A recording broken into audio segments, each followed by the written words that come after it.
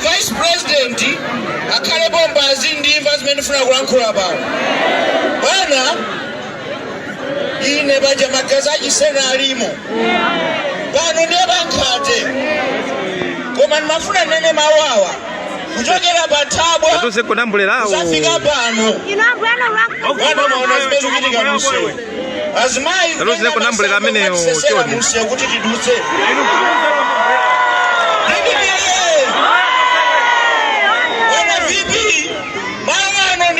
Kwambiri ife asena silimasekerera zopusa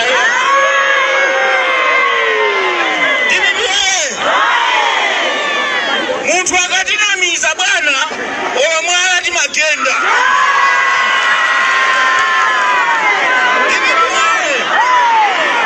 wane mene mugoneramu tilibe wa polisi olomosi tilibe wa mfuti olomosi koma bwana wina bano wafuta nachoka chotawa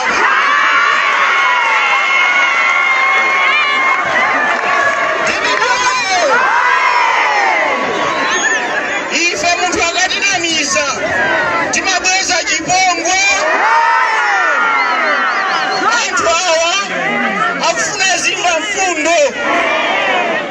President kuchoka ngati unayambidwa kukonzedwa anamba konza ndi ndani? Anamba konza sewu ndani? Akabwera chakwera wachosa ma contractors kubasiya kulihongwe akuti kunoko tilibe ntchito.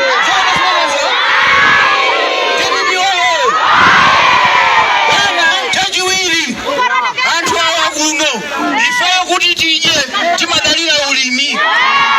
Chachiwiri bwana chachofunikira kwambiri tisise mtengo wa fertilizer.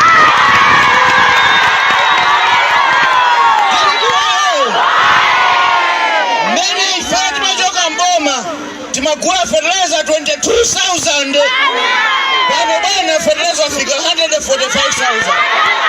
Mundirozola bwana munthu mmoja pamene angatuse 145 la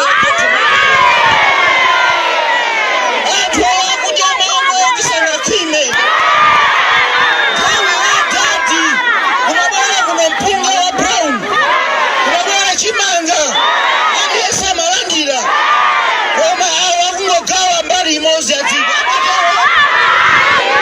chachitatu abale yanga mundimvetse kalembera kubwera musaope palibe hata kubereni voti yanu akubanga njira zofuna kutibera mavoti koma ife tathaima kale taona tayika apo chilichonse kubanga tikwagwira siku lovota musavotera nda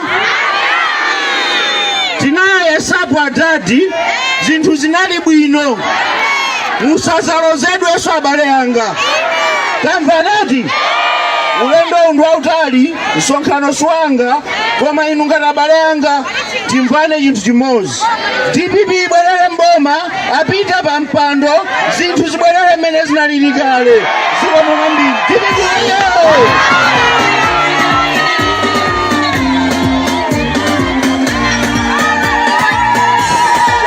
Jamamba